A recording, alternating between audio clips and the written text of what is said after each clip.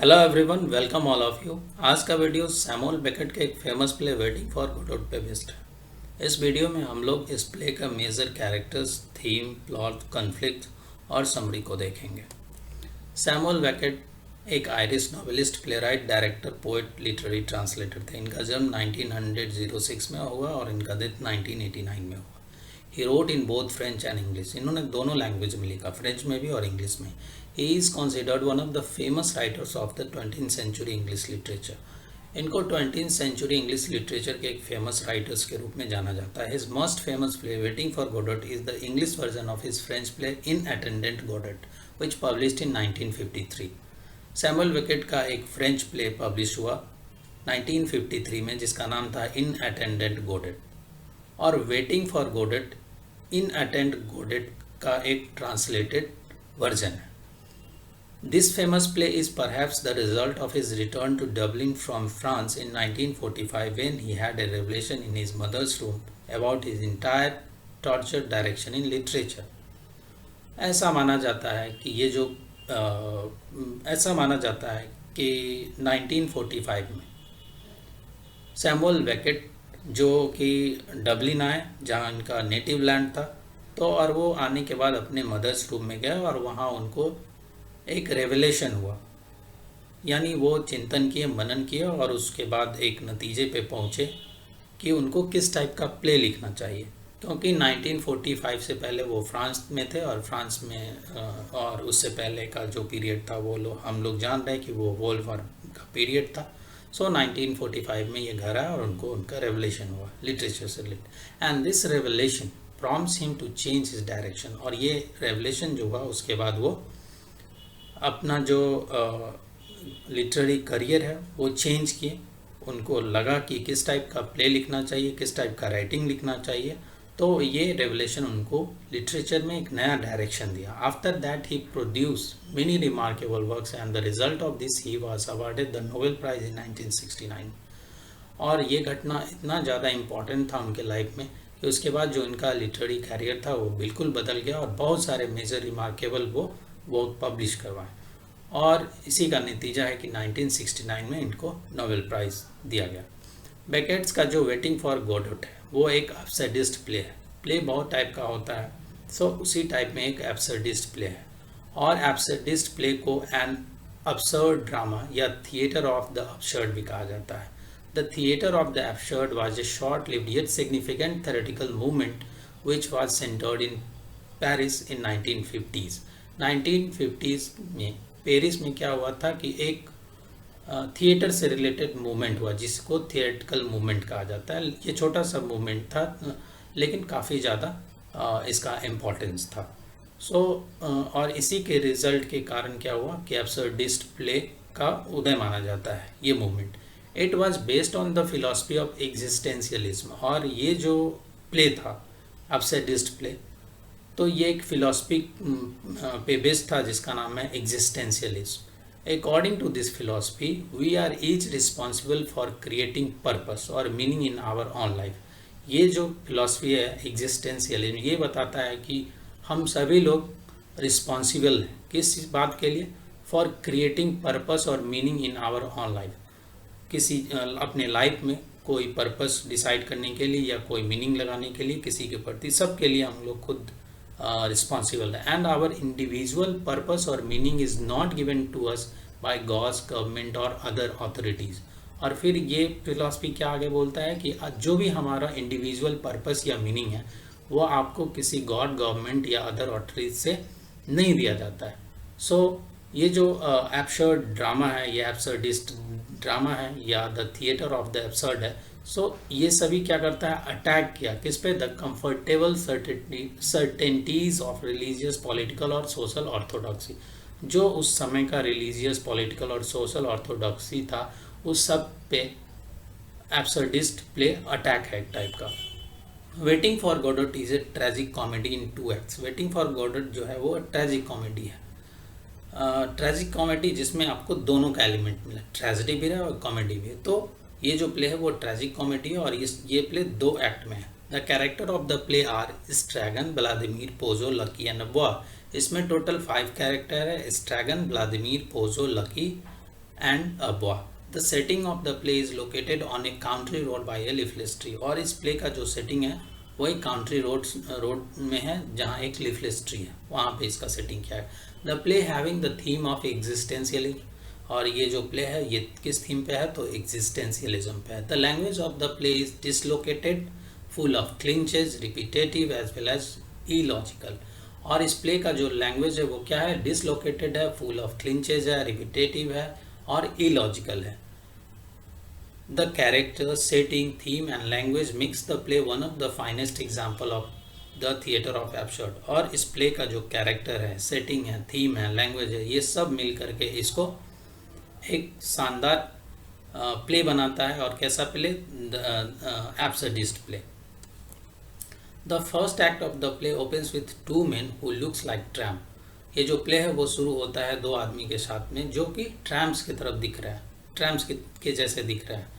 ट्रैम्प्स है नहीं, इस बात का कहीं जिक्र नहीं है, लेकिन उसके जैसे दिख रहा है. और ये दो लोग हैं, उनका नाम है स्ट्रैगन और Vladimir. Meeting by a leafless tree wherein Estragon is sitting and struggling with his shoes. जब शुरू होता है प्ले तो उसमें देखते हैं जो स्ट्रैगन कैरेक्टर है वो बैठा हुआ है और वो अपने शू के साथ स्ट्रगलिंग कर रहा है.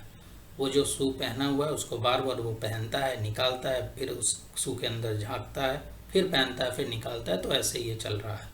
While on the other side, Vladimir is standing wearing a hat and frequently looking at the sky. और जो दूसरा कैरेक्टर है वो है व्लादिमीर, जो कि खड़ा है और सर पे उसके हैट है और frequently looking at the sky. और बार बार वो क्या है, ऊपर आकाश की ओर देख रहा है.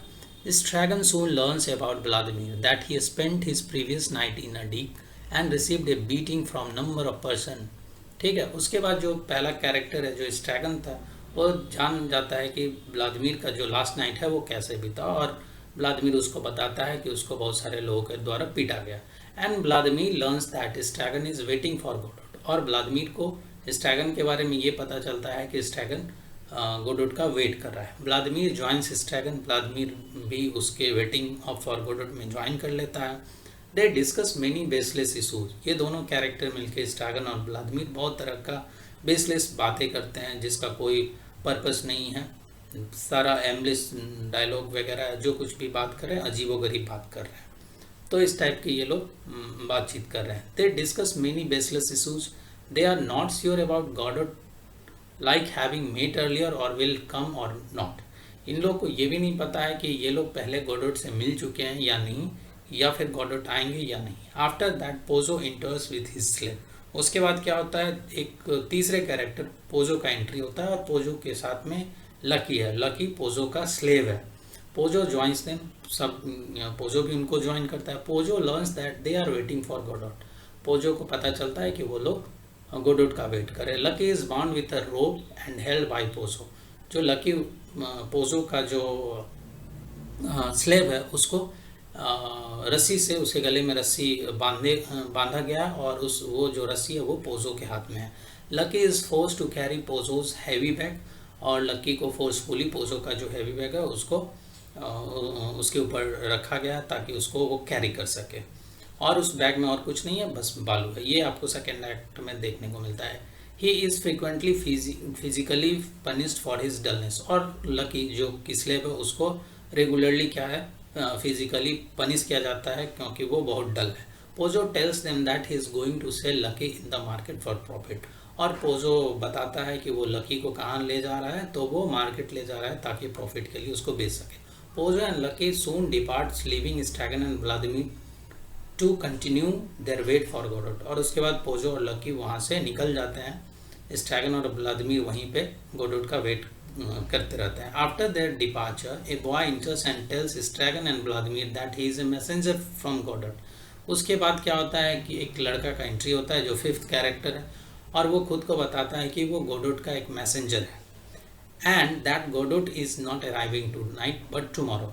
और वो ये भी बताता है स्ट्रैगन और व्लादिमीर की गोडोट आज नहीं आने वाले हैं बल्कि वो कल आएंगे. Vladimir ask more about Godot but the boy exit. लेकिन व्लादिमीर क्या करता है और गोडोट के बारे में जानना चाहता है, लेकिन वो जो लड़का है वो बिन बताए वहाँ से निकल जाता है. Estragon and Vladimir decide to leave and come tomorrow. इसके बाद स्ट्रैगन और व्लादिमीर ये तय करते हैं कि ठीक है वो लोग कल आएंगे और कल फिर से वो लोग वेट करेंगे गोडोट का। अब दूसरे एक्ट में, चूंकि ये प्ले 2 एक्ट का है, तो अब दूसरे एक्ट में क्या आता है, the second act of the play opens with the same location but in this act there are a few leaves in the leafless tree.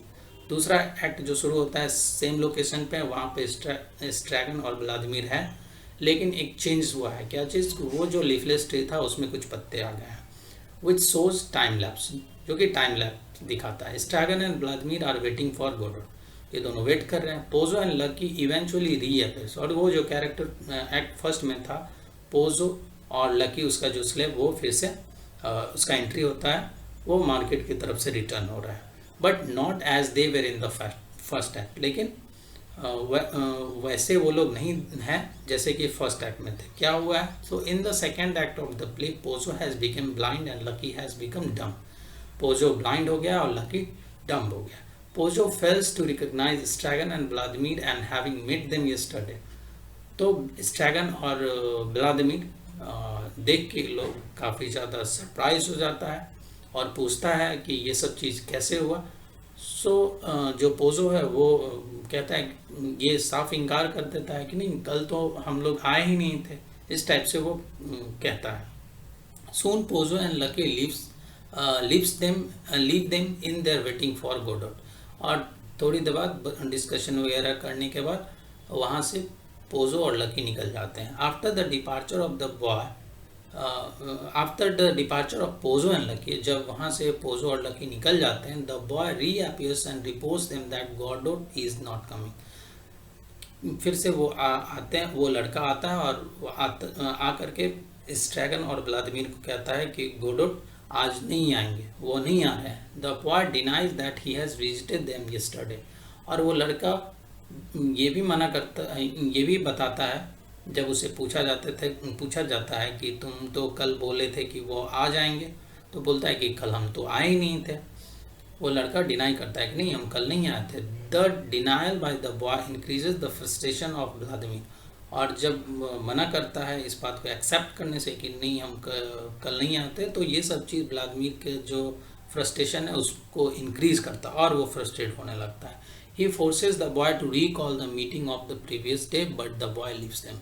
वो बार बार उसको फोर्सफुली कहता है नहीं तुम कल आए थे, तो वो बॉय डिनाई करता है और वहाँ से वो निकल जाता है। Becoming frustrated Estragon and Vladimir decide to suicide, और फ्रस्ट्रेशन में आकर के स्ट्रैगन और व्लादिमीर डिसाइड करते हैं कि चलो सुसाइड कर लेते हैं। So they go near the tree but they do not have a rope to hang, और ये लोग जाते हैं सुसाइड करने के लिए उस ट्री के पास, लेकिन पाते हैं कि उन लोगों के पास कोई रस्सी ही नहीं है ताकि वो खुद को गले में बांध करके लटका सके उस पेड़ में। So they decide to leave and return the next day with a rope, और इस टाइप से ये दोनों ये इस नतीजे पे पहुंचते हैं कि वो लोग अगले दिन आएंगे रस्सी लेकर के ताकि वो लोग सुसाइड कर सके। So in this way the play ends. Thank you all of you.